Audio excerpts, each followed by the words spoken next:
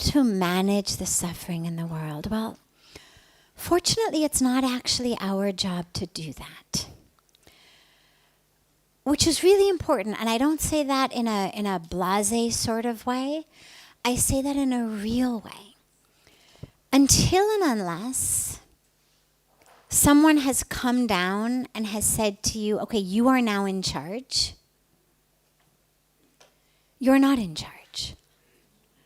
That doesn't mean that we're not all supposed to do as much as we possibly can in the areas that we can impact and influence.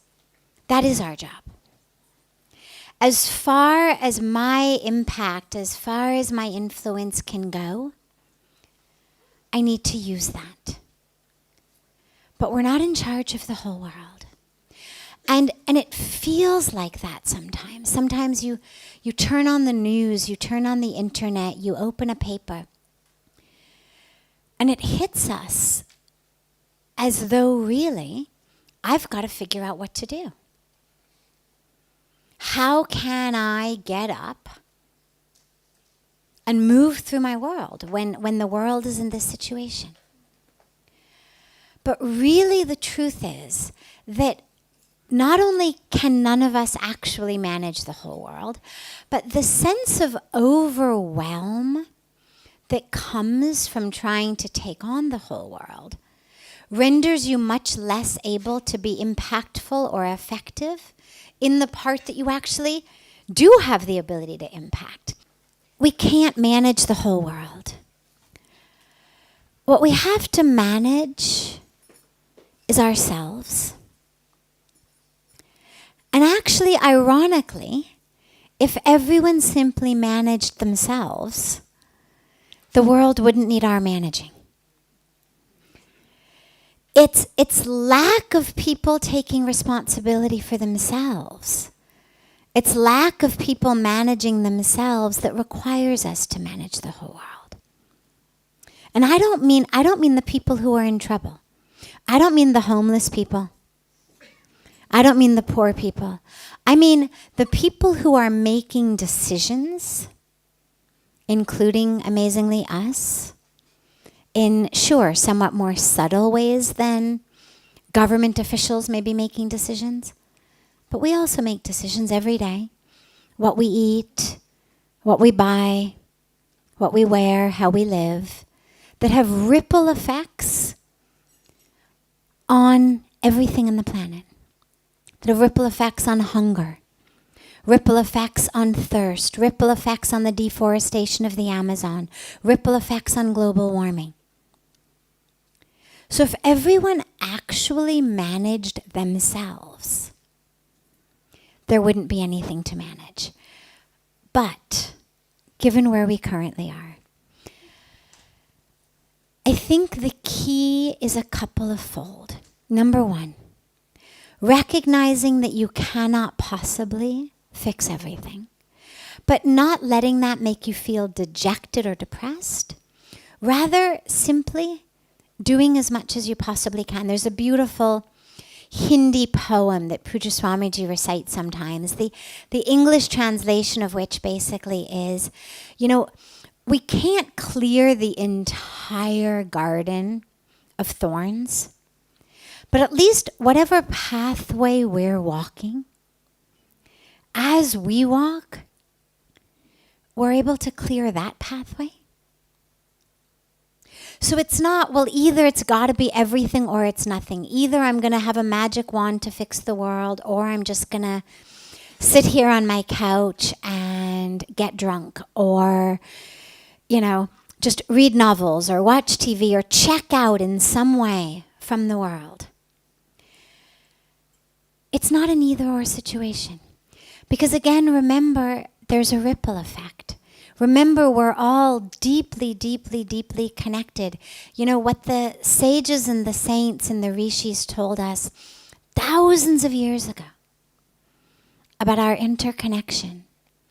Quantum physics today is talking about.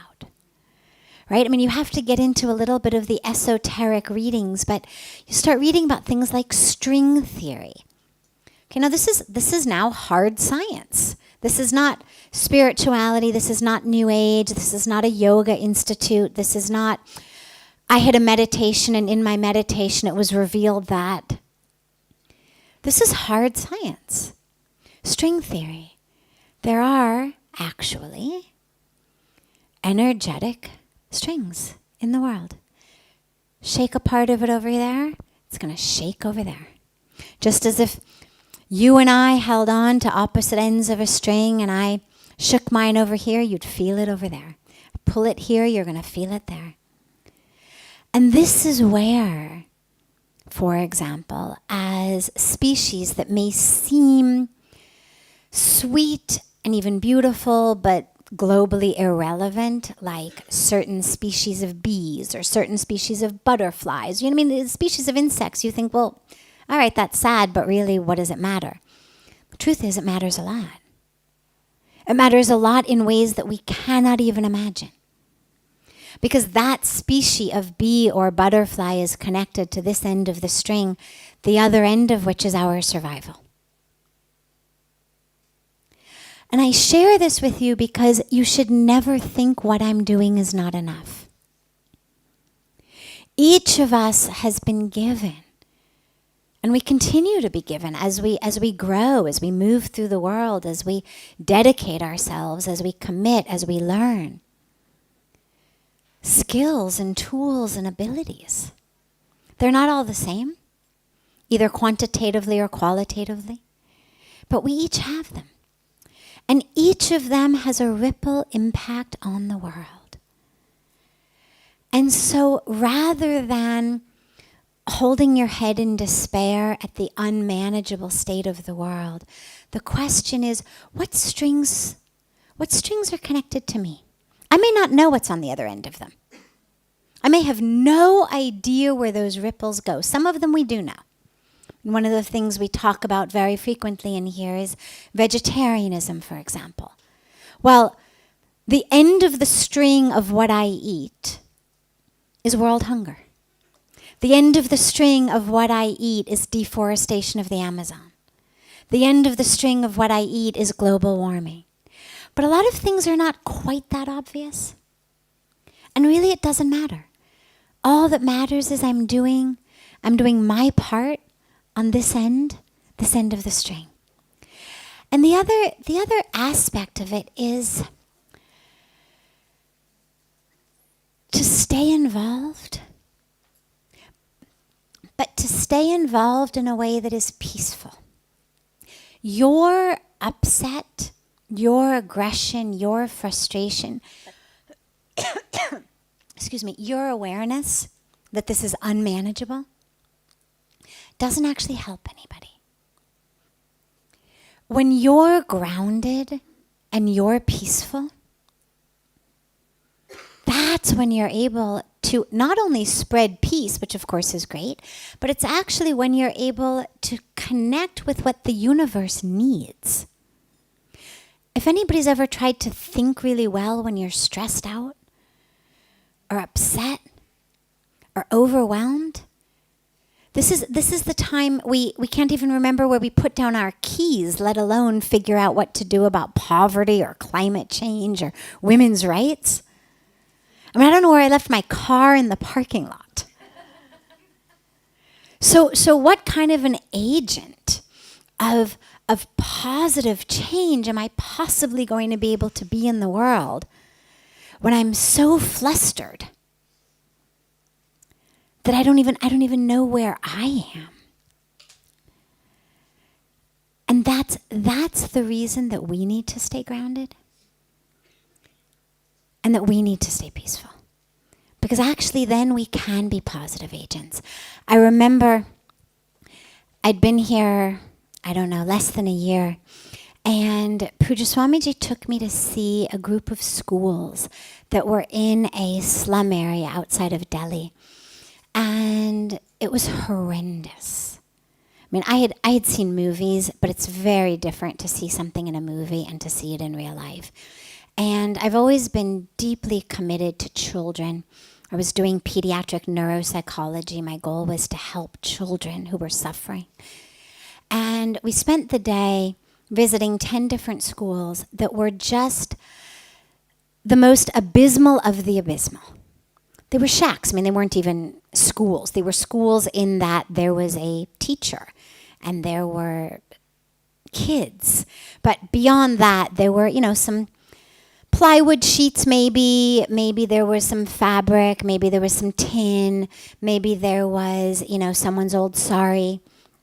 There was never electricity. There were never actual floors or roofs.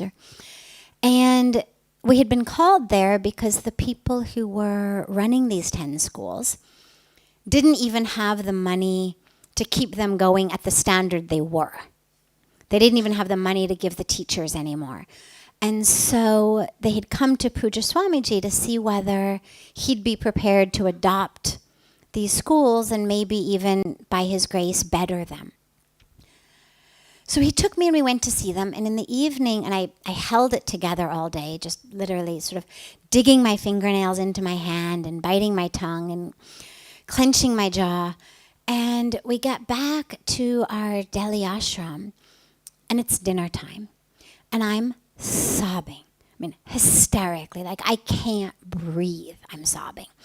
And I say, I can't eat dinner. How can I possibly eat dinner? I mean, these kids, my God, they don't have any dinner. How can I possibly eat dinner? This is so horrible.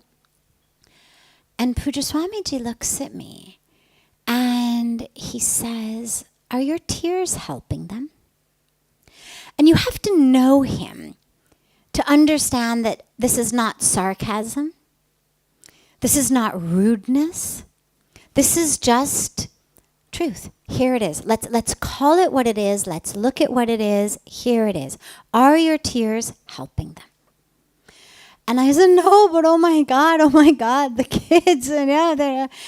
And he looked at me and he said, your tears are only helping yourself. He said, your tears make you feel like you're a really compassionate person.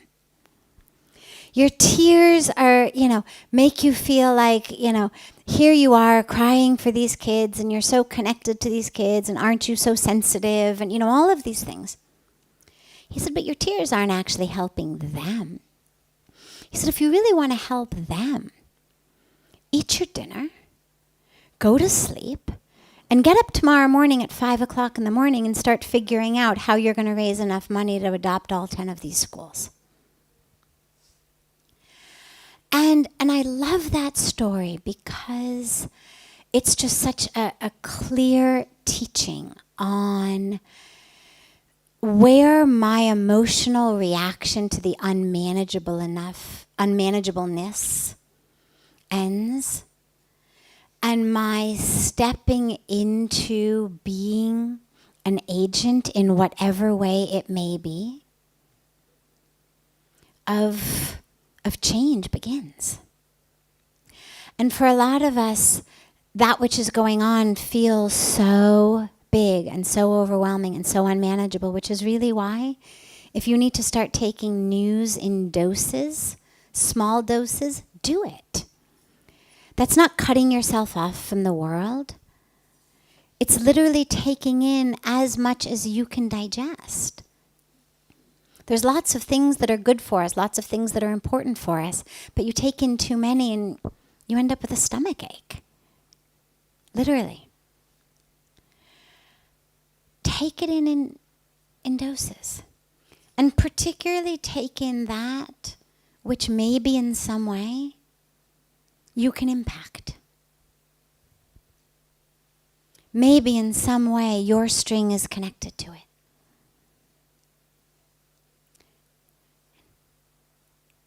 As you move through the world, how can I serve? How can I be a vehicle? How can I be a vessel? In what way can I be used? And just start opening yourself up to that. And it may not be huge things. You may not found an NGO that ends up, winning the, some big humanitarian award someday. But it doesn't matter. As you move through the world, you're going to be given opportunities every hour, every day, to be an agent of change and peace. Okay? And lastly, just remember, of course, that have faith. There is a plan, which means there's a planner. Doesn't mean that it's been planned like this. We've been given free will. We're seeing in many tragic cases the end result of free will gone awry. But nonetheless, there's a planner. And the planner is benevolent and good and divine. And so my faith is that if we can just step back enough, there's a lot that looks like incredible chaos when it's smack up in your face, including some of the world's most beautiful artwork. Stand too close to it, it's chaos. Step back enough, and you're able to see what it means and even sometimes the beauty.